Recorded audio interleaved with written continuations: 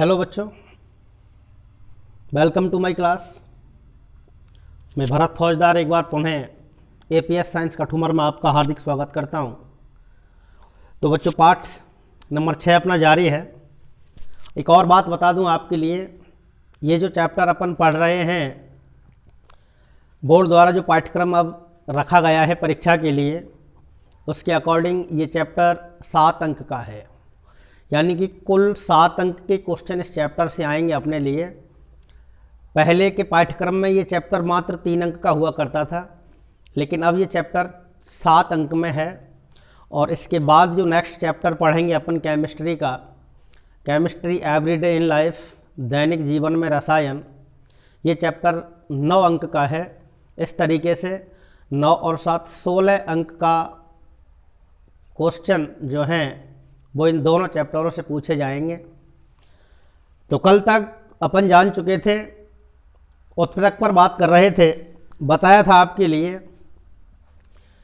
किसी रासायनिक अभिक्रिया में उपस्थित वह बाह्य पदार्थ जो स्वयं अपरिवर्तित रहते हुए रासायनिक अभिक्रिया के वेग को परिवर्तित कर देता है, उत्प्रेरक कहलाता है। और उत्प्रेरक सहित संपूर्ण प्रक्रिया उत्प्रेरण कहलाती है।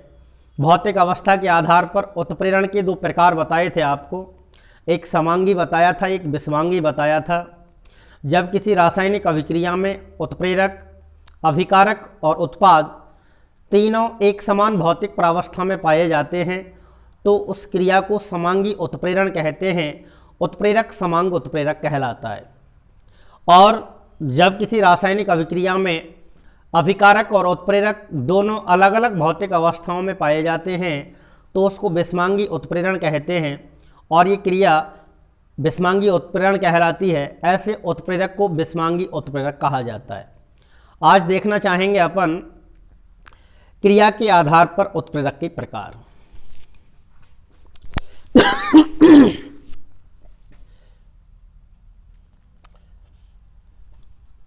चैप्टर वही है 6।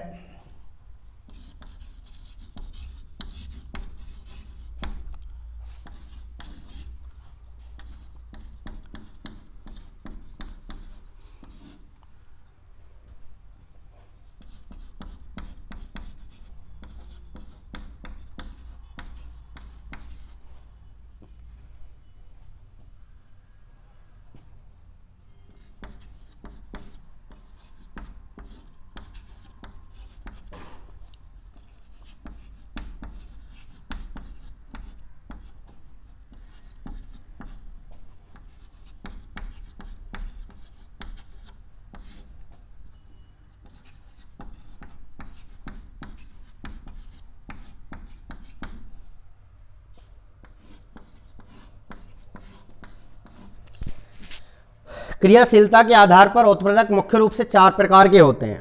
कितने प्रकार के होते हैं बेटा? 4 प्रकार के होते हैं। नंबर फर्स्ट, धनात्मक उत्प्रेरक।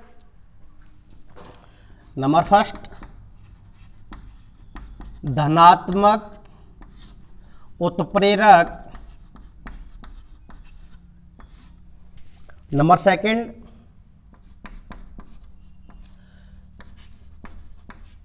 ऋणात्मक उत्प्रेरक। नंबर 3,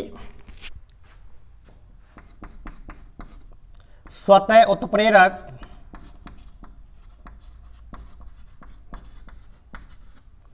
और नंबर 4, जैव उत्प्रेरक। जैव उत्प्रेरक। तो देखिए, धनात्मक उत्प्रेरक से क्या मतलब है? धनात्मक उत्प्रेरक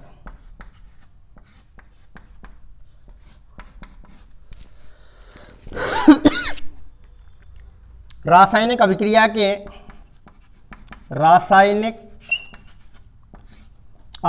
के अभिक्रिया के वेग को बढ़ाने वाले उत्प्रेरक, वेग को बढ़ाने वाले उत्प्रेरक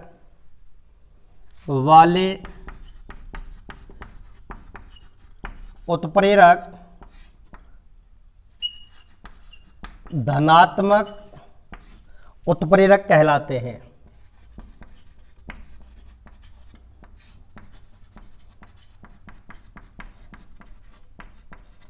वे उत्प्रेरक जो रासायनिक अभिक्रिया के वेग को बढ़ा देते हैं उनको क्या कहा जाता है? धनात्मक उत्प्रेरक कहा जाता है। इनकी उपस्थिति से रासायनिक अभिक्रिया का वेग बढ़ जाता है। जैसे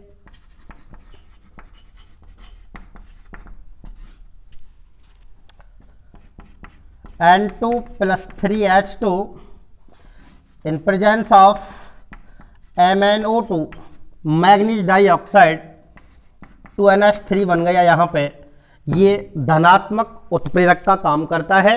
इसकी उपस्थिति से अभिक्रिया का वेग बढ़ जाता है। समझे बात? तो मैग्नीज डाइऑक्साइड धनात्मक उत्प्रेरक के रूप में कार्य करता है। दूसरा जो उत्प्रेरक है उसको कहते हैं अपन, कौन सा उत्प्रेरक? ऋणात्मक उत्प्रेरक। ऋणात्मक उत्प्रेरक। ऋणात्मक उत्प्रेरक रासायनिक अभिक्रिया के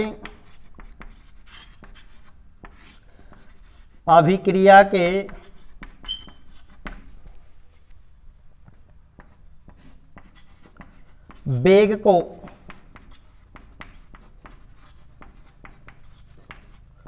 घटाने वाले उत्प्रेरक, रासायनिक अभिक्रिया के वेग को घटाने वाले उत्प्रेरक ऋणात्मक उत्प्रेरक कहलाते हैं। ऋणात्मक उत्प्रेरक कहलाते हैं। वे उत्प्रेरक जिनकी उपस्थिति से रासायनिक अभिक्रिया का वेग घट जाता है उनको कहा जाता है ऋणात्मक उत्प्रेरक। जैसे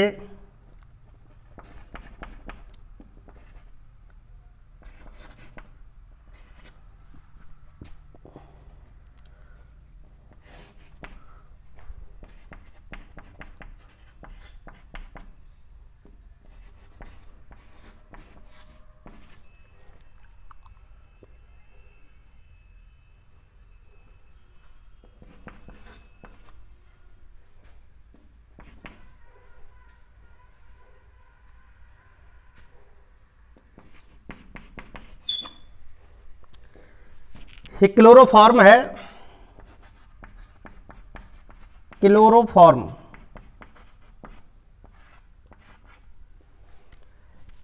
क्लोरोफॉर्म में कुछ मात्रा में एथेनॉल मिलाकर के रखा जाता है। ये अल्कोहल मिलाया जाता है। क्यों? क्योंकि क्लोरोफॉर्म वायुमंडल या ऑक्सीजन से ऑक्सीकृत होकर के विषैली गैस फॉस्जीन बनाती है। ये फॉस्जीन बनी है। यहाँ पे फॉस्जीन का निर्माण हुआ तो इसके निर्माण की क्रिया को ये एथेनॉल क्या कर देता है? कम कर देता है।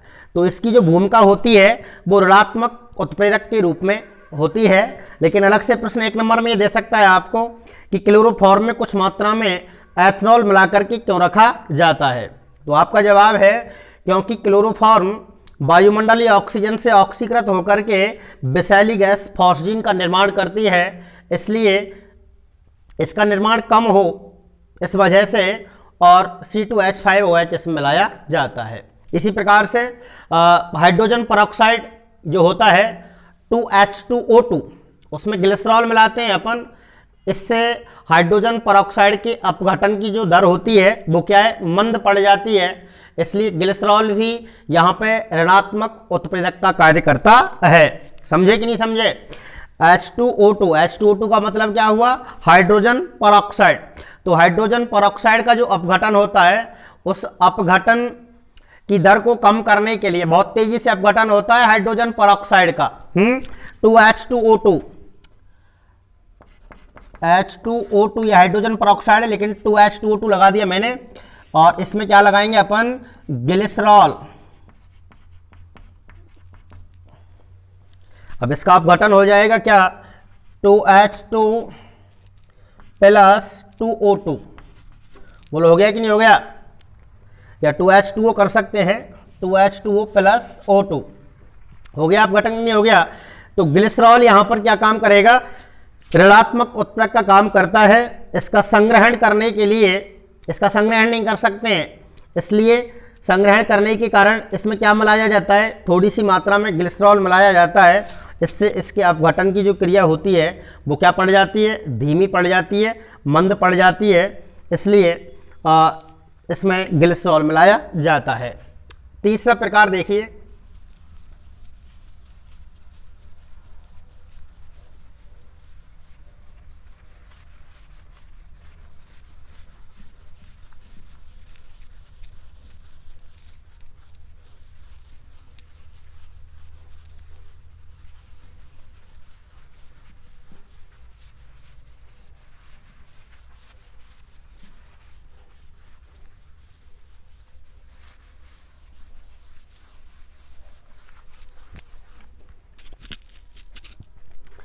स्वतः उत्प्रेरक।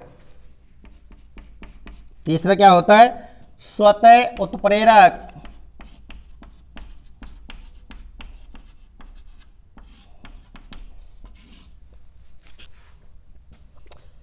जब किसी रासायनिक अभिक्रिया में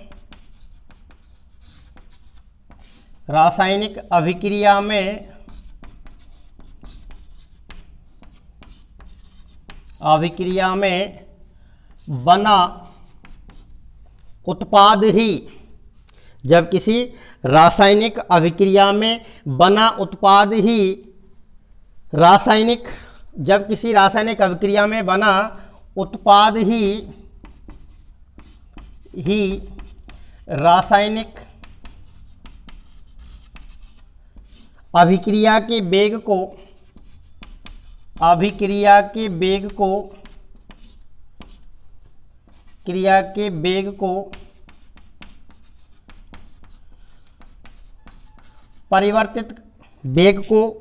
परिवर्तित के स्थान पर बढ़ाना लिखें, ज़्यादा बेटर है।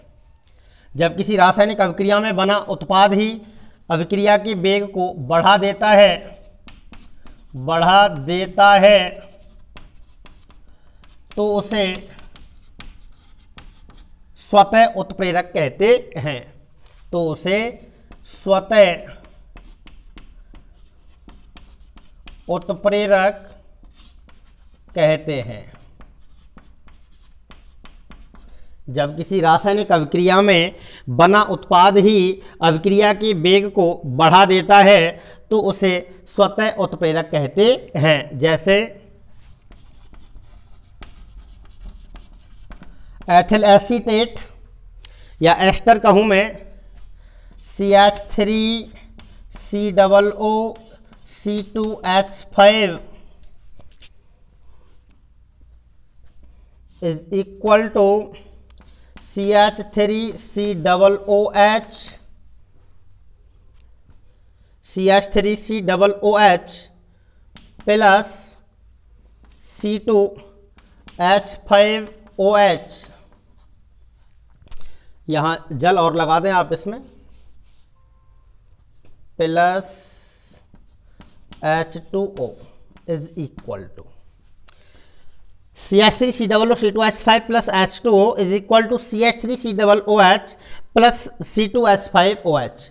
यह एथिल एसीटेट यानी कि एस्टर और ये जल है, दोनों मिलते हैं तो क्या बनता है, एसीटिक अम्ल और एथनॉल C2H5OH का निर्माण होता है। जैसे ही इस अभिक्रिया में एसीटिक अम्ल का निर्माण प्रारंभ होने लगता है या निर्माण होने लगता है तो इस अभिक्रिया का वेग बढ़ जाता है।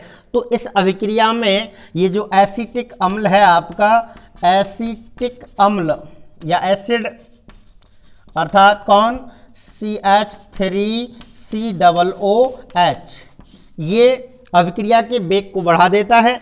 तो इस अभिक्रिया में एसीटिक अम्ल स्वतः उत्प्रेरक का कार्य करता है। ओके, अर्थात जब किसी रासायनिक अभिक्रिया में बना उत्पाद ही, ये उत्पाद ही तो प्राप्त हुआ है एसीटिक अम्ल यहाँ पे, जैसे ये बनना प्रारंभ होता है तो इस अभिक्रिया का वेग बढ़ जाता है। तो हम कह सकते हैं कि इस अभिक्रिया में एसीटिक अम्ल स्वतः उत्प्रेरक का कार्य करता है।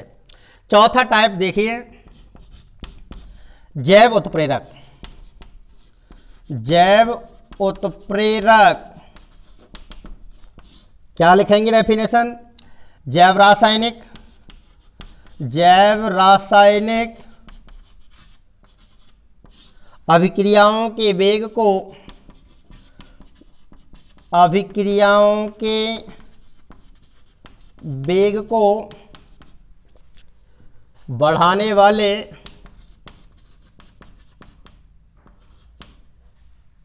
जैव रासायनिक अभिक्रियाओं के वेग को बढ़ाने वाले उत्प्रेरक जैव उत्प्रेरक कहलाते हैं।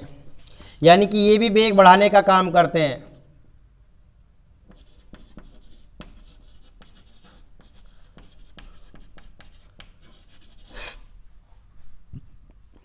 एक कॉमन बात याद रखेंगे, हमने 4 प्रकार पढ़े क्रिया के आधार पर: धनात्मक उत्प्रेरक, ऋणात्मक उत्प्रेरक, स्वतः उत्प्रेरक, जैव उत्प्रेरक। ऋणात्मक उत्प्रेरक को छोड़ दीजिए, बाकी तीनों अभिक्रिया के वेग को बढ़ाते हैं। ऐसे याद रख सकते हैं आप इन परिभाषाओं को। केवल ऋणात्मक उत्प्रेरक अभिक्रिया के वेग को घटाता है, बाकी सारे के सारे अभिक्रिया के वेग में वृद्धि करते हैं, अभिक्रिया के वेग को बढ़ाते हैं। जैसे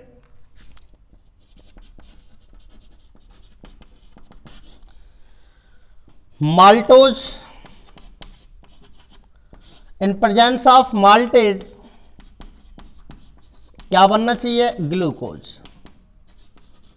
तो यहां ये जो माल्टेज है ये जैव उत्प्रेरक का कार्य करता है।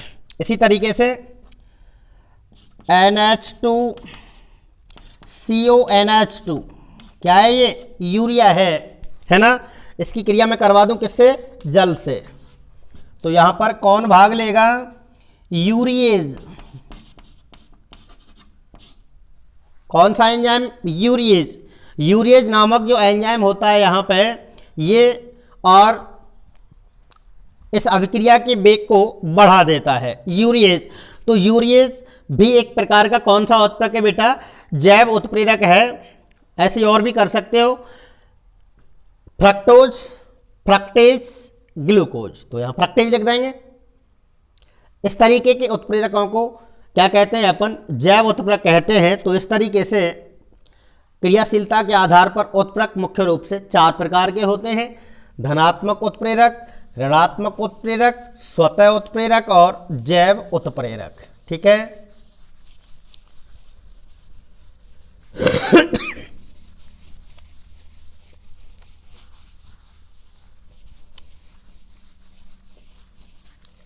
इसके बाद हम देखेंगे अपन उत्प्रेरक के गुणधर्म या उसकी विशेषताएं।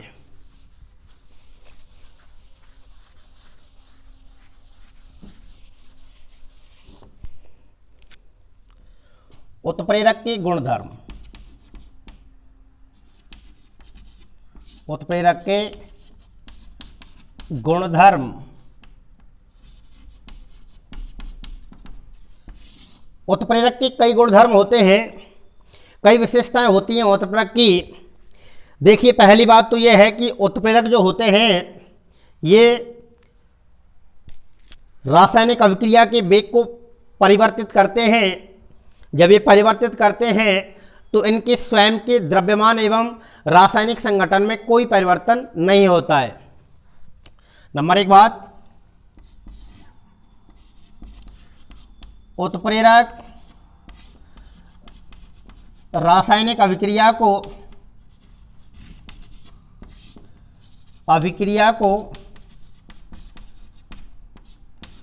उत्प्रेरक रासायनिक अभिक्रिया को प्रारंभ नहीं करते बल्कि अभिक्रिया के वेग में परिवर्तन करते हैं, बल्कि अभिक्रिया के वेग में परिवर्तन करते हैं।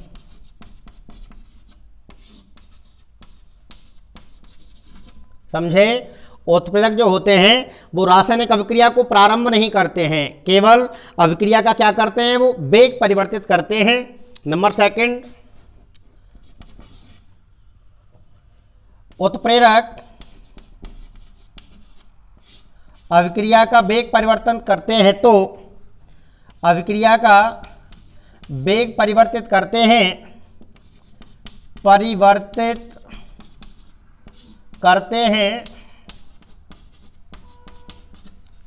इनके स्वयं के द्रव्यमान और संघटन में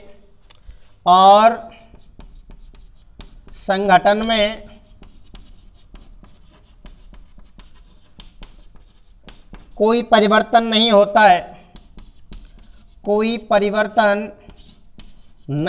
है, यानी कि ये कोई बदलाव नहीं आता है, इनके द्रव्यमान में कोई चेंज नहीं आता है, इनमें कोई परिवर्तन नहीं होता है, ये केवल अभिक्रिया का वेग परिवर्तन करते हैं। नंबर 3,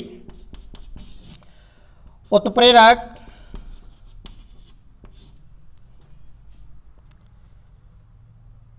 अग्रेवम एवं प्रतीप अभिक्रिया के वेग को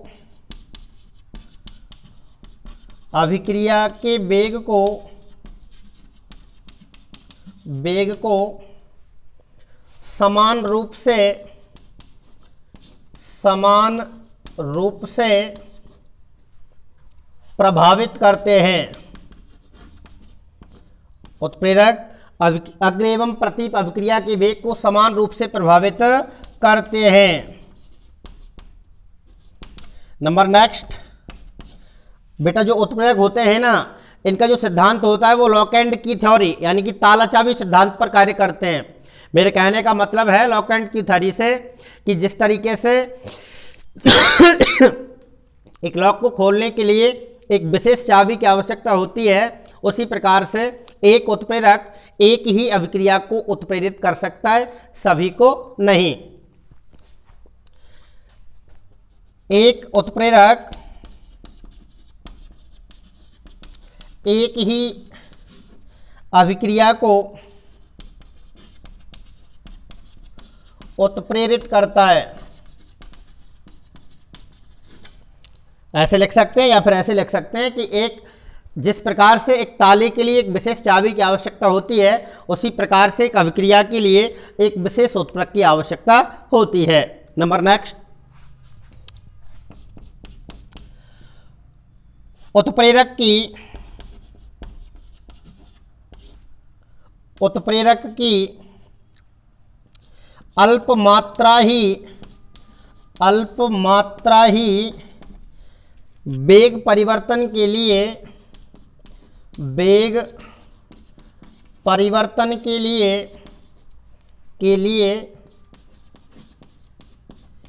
पर्याप्त होती है। उत्प्रेरक की बहुत थोड़ी मात्रा यदि मिलाई जाए तो वही वेग परिवर्तन के लिए एनफ होती है, पर्याप्त होती है। और एक और विशेषता लिखेंगे, उत्प्रेरक निश्चित ताप पर ही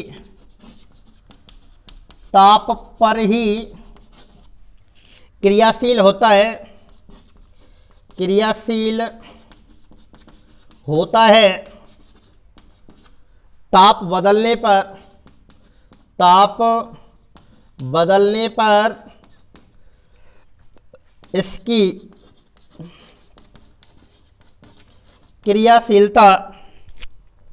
क्रियाशीलता प्रभावित होती है।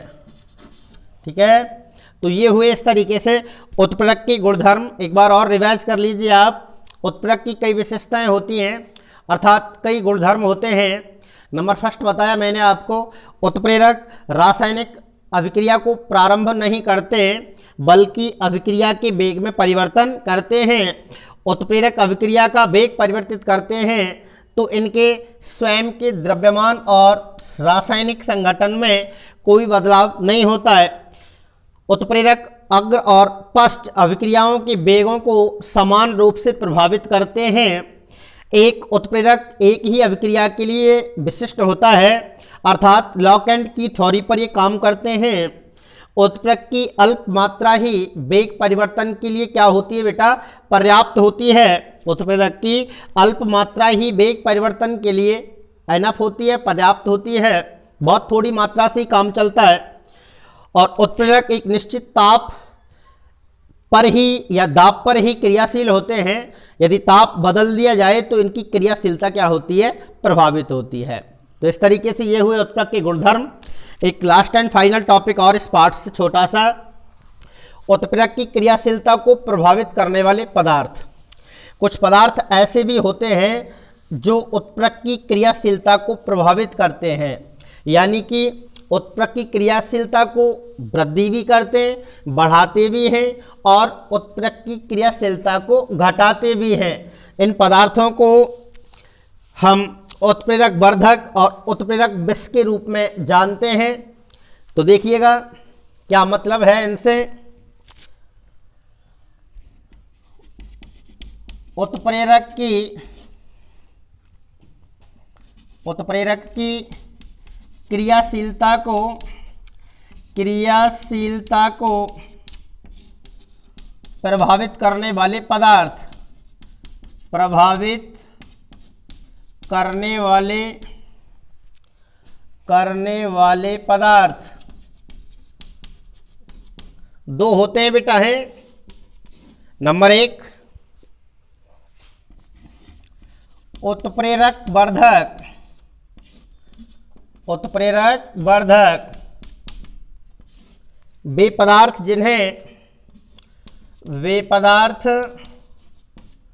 जिन्हें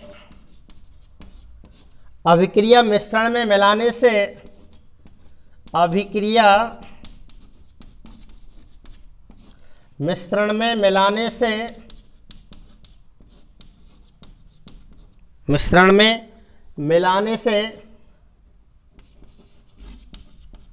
मिलाने से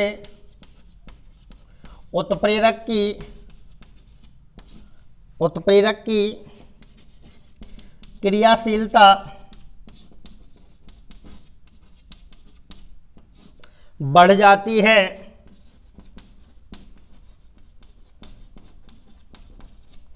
उत्प्रेरक वर्धक कहलाते हैं। उत्प्रेरक वर्धक कहलाते हैं।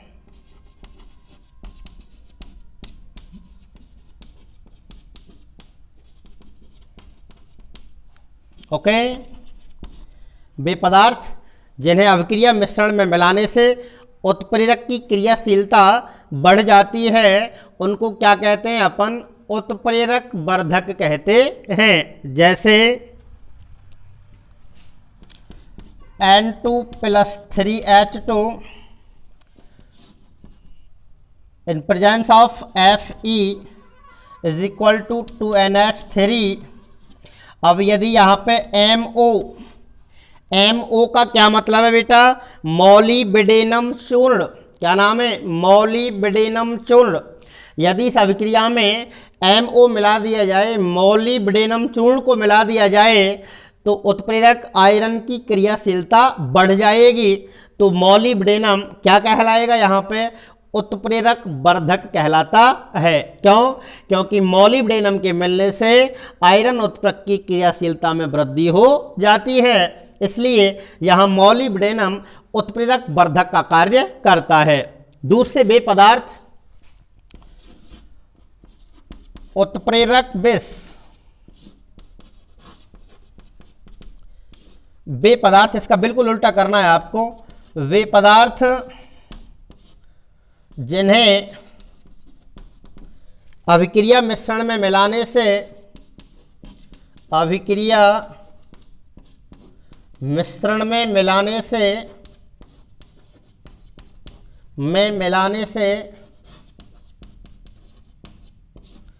वे पदार्थ जिन्हें अभिक्रिया मिश्रण में मिलाने से उत्प्रेरक की क्रियाशीलता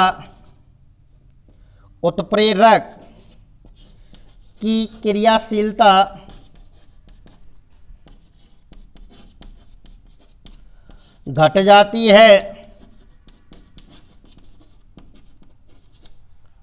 उत्प्रेरक विष कहलाते हैं। उत्प्रेरक विष कहलाते हैं।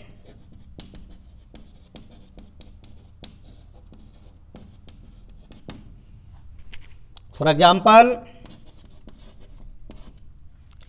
यही एग्जाम्पल रखते हैं, केवल पदार्थ बदलेंगे अपन।